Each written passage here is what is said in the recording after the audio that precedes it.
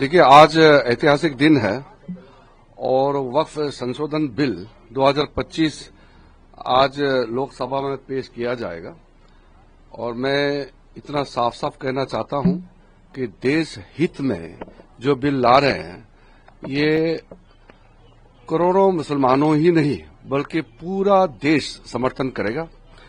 और देश हित में कोई भी काम हो और गरीब मुसलमानों के लिए, महिलाओं के लिए, बच्चों के लिए जो भी जरूरत काम है उससे हम पीछे नहीं हट रहे हैं। और जो लोग विरोध कर रहे हैं वो राजनीतिक कारण से विरोध कर रहे हैं। बाकी तर्क मैं सदन में रखूंगा। और मैं ये भी चाहता हूं कि अगर कोई विरोध करता है तो तर्क पे विरोध करे और एक एक तर्क, एक एक सेक्शन का, एक एक क्लोज का हम जवाब देंगे। क्योंकि जब हम इस तरह का बिल लेके आ रहे हैं बहुत सोच समझ करके, बहुत तैयारी का साथ हम आए हैं।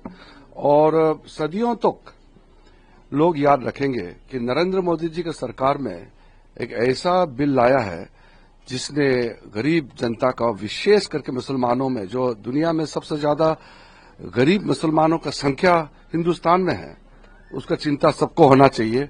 और ये चिंता नरेंद्र मोदी जी ने किया है, हमारा सरकार ने किया है।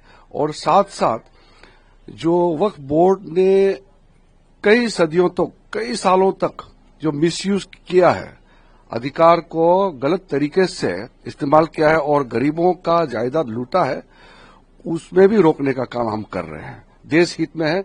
और हम पुनः सब पॉलिटिकल पार्टी को अपील करते हैं कि देश हित में सब बिल को सपोर्ट करना चाहिए। अगर विरोध करते हैं तो तर्क रख के विरोध करें, ऐसे झूठे बातें करके विरोध ना करें। Certain organizations, certain political parties are still resorting to fear mongering. All India Muslim Personal Law Board would be addressing a press conference. Yes, I am aware of that. Some of the leaders, including some of the religious leaders, are also misguiding the innocent Muslims. Misguidance leads to nowhere. It will be exposed because a year back, same campaign was launched. When the CAA bill was introduced, the same people said that the CAA is to snatch the citizenship status of the Muslims. But it's been now a year. Nothing such has happened. आपने देखा होगा CAA के समय में कहा था ना कि CAA, सिटीजनशिप अमेंडमेंट जो बिल आए थे, कहा कि ये मुसलमानों का जो उसका पहचान है उस पे अटैक किया जा रहा है। मुसलमानों का जो सिटीजनशिप स्टेटस है, नागरिकता है, वो छीन जाएंगे।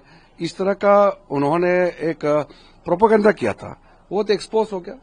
सीए लागू हो गया। किसी मुसलमान का कोई नागरिकता छीना है क्या? बिल्कुल नहीं है। तो अभी भी ऐसे ही होगा। ये बिल पारित होने के बाद जो लोग इसको विरोध कर रहे हैं वो खुद पछताएंगे। दल आपके साथ है? इसमें पूरा देश साथ में है। कुछ लोग ही विरोध कर रहे हैं, देश साथ में है। काफी कांग्रेस के नेता, काफी अपोजिशन पार्टी भी प्राइवेटली तो कहते ही हैं ये बिल तो जरूरत है। ये तो एक पॉलिटिकल स्टैंड, एक वोट बैंक के लिए वो लोग विरोध कर रहे हैं। बाकी मैं तर्क पार्लियामेंट में रखूंगा।